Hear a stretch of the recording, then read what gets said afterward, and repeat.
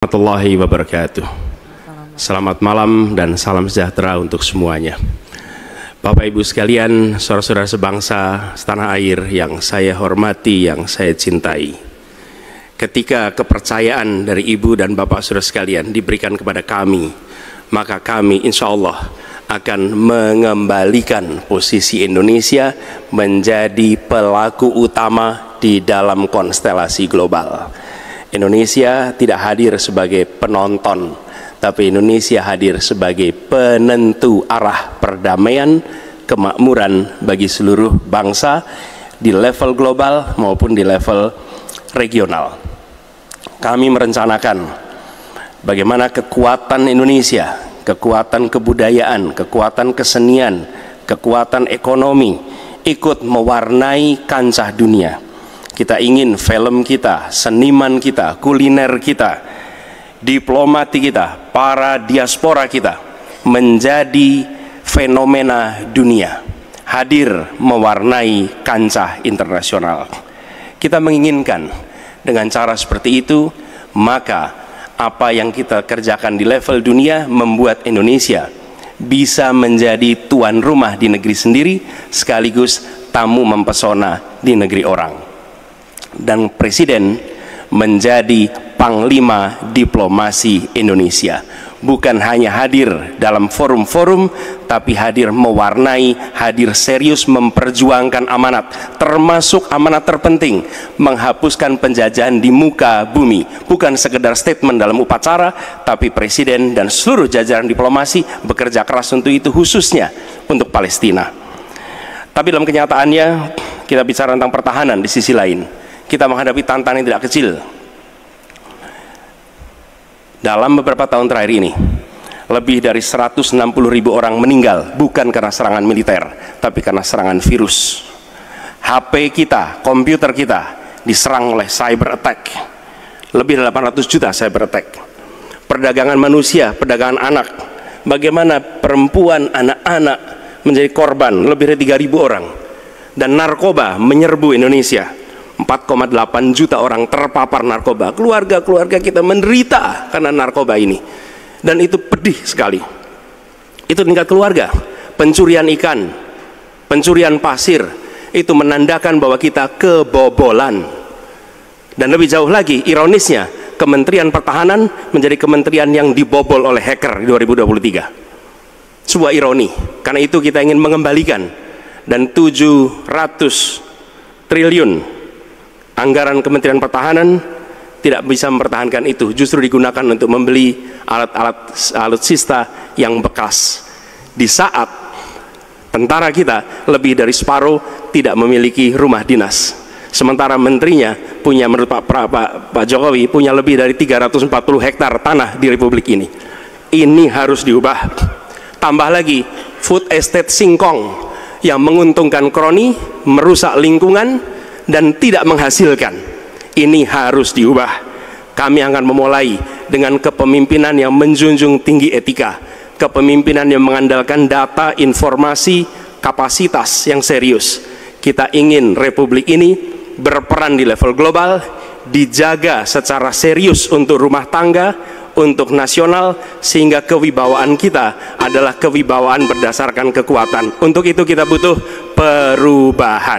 Terima kasih. Assalamualaikum warahmatullahi wabarakatuh. Baik, terima kasih. Yastu, namo buddhaya, salam kebajikan. Bapak-bapak, ibu-ibu sekalian yang saya hormati, malam ini kita membicara tema-tema yang sangat penting: pertahanan, hubungan internasional, geopolitik, globalisasi, keamanan. Dengan demikian, kita kembali kepada dasar kita, tujuan nasional yang tercantum dalam Undang-Undang Dasar kita. Dalam pembukaan Undang-Undang Dasar 1945 tercantum sangat tegas bahwa tujuan nasional kita yang pertama adalah melindungi segenap bangsa Indonesia dan seluruh tumpah darah Indonesia. Jadi fungsi dari negara yang pertama adalah melindungi, berarti pertahanan. Saudara-saudara, kita memahami negara kita sangat besar, sangat kaya, ratusan tahun negara-negara dari jauh datang ke Nusantara ini untuk intervensi, untuk mengganggu, untuk adu domba, dan untuk mencuri kekayaan kita. Sampai kita merdeka, kita pun harus berhadapan dengan kekayaan alam kita diambil dengan murah. Karena itu, untuk kita menjadi negara makmur, untuk kita menjadi negara sejahtera, untuk rakyat kita hidup layak, punya pekerjaan layak, kita harus menjaga kekayaan kita. Kita harus menjaga, dan habis itu kita harus mengelola kekayaan kita. Saudara-saudara sekalian, politik luar negeri kita secara tradisi sejak awal kita merdeka adalah bebas aktif, adalah non-blok, tidak memihak, tidak ikut blok-blok, tidak ikut fakta. Ini akan saya teruskan. Dengan hubungan baik dengan semua kekuatan, kita bisa mengamankan kepentingan nasional kita. Saudara-saudara sekalian, 1000 kawan terlalu sedikit, 1 lawan terlalu banyak. Kita akan menjalankan politik tetangga baik. Saudara-saudara sekalian, kita bertekad harus punya pertahanan yang kuat. Mungkin ada yang asal bicara tanpa data, ya kan? Mungkin didorong oleh ambisi yang menggebu-gebu sehingga tidak objektif. Saudara-saudara sekalian, saya sebagai Menteri Pertahanan berpegang kepada doktrin, kepada strategi nasional, dan semuanya adalah atas dasar kepentingan bangsa dan rakyat Indonesia, dan saya mampu mempertanggungjawabkan, dan saya berkeyakinan hanya dengan pertahanan yang kuat kita akan dihormati, kita akan menjaga kepentingan nasional kita. Kalau kita buka buku ilmu pengetahuan yang paling dasar, kekuatan nasional harus ada kekuatan militer.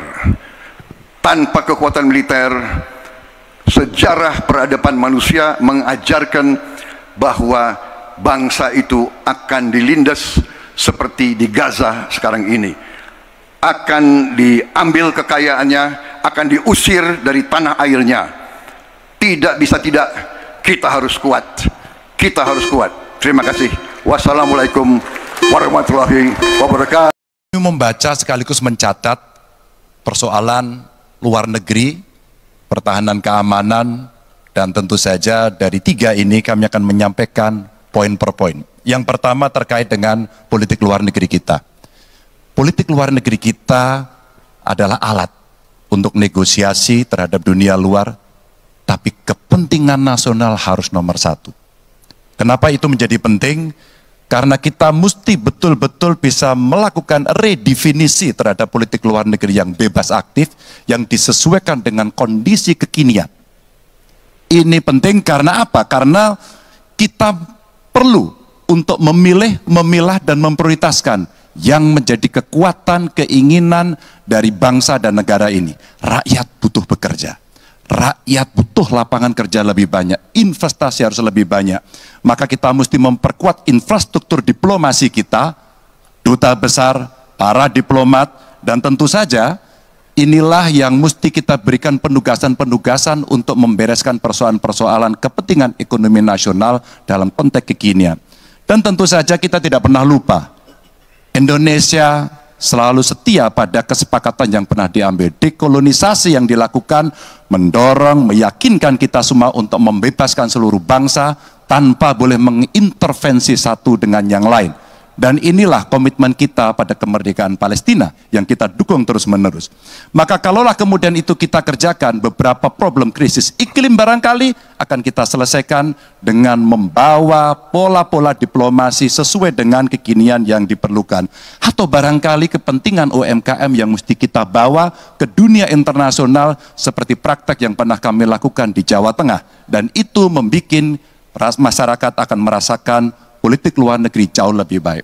Pertahanan, sistem pertahanan rakyat semesta mesti kita dorong, kita lapisi dengan pertahanan yang betul-betul berlapis, dan kita jadikan benteng pertahanan Nusantara sebagai sebuah satu kesatuan. Dan kita perlu melakukan penataan gelar pasukan karena IKN menjadi pusat gravitasi baru. Dan ini bagian dari antisipasi terhadap tarung global antara Amerika Serikat dan Tiongkok. Untuk itulah pertahanan kita mesti masuk pada wilayah 5.0 dengan teknologi sakti, dengan rudal hipersonik, senjata cyber, sensor kuantum, dan sistem senjata otonom. Dan itu bisa dilakukan kalau anggaran dari Kemenhan itu 1-2% dari PDB. Sehingga MEF kita akan bisa tercapai. Karena ini yang mengerikan, di 2024 saya khawatir ini tidak akan tercapai. Untuk keamanan, terorisme, narkoba, pinjaman online, judi online, kekerasan seksual, ini perlu mendapatkan perhatian termasuk TPPU. Maka reformasi kepolisian betul-betul harus mengantisipasi ini dengan penguatan cyber system kita, termasuk pengembangan SDM cyber yang kuat. Polisi yang menjadi pengabdi masyarakat betul-betul akan bisa mengayomi. Seperti kemudian pada saat saya bertemu dengan Ibu Mary Hugeng, bagaimana Ibu Mary menceritakan bahwa polisi kita mengayomi dengan kesungguhan, polisi kita hidup dengan sangat sederhana, dan mereka punya integritas yang tinggi. Sebagai anak polisi, saya paham betul, ini sesuatu yang sulit dan pasti akan bisa kita lakukan. Dan tentu saja, inilah capaian-capaian yang akan kita lakukan oleh Ganjar Mahfud. Bismillah.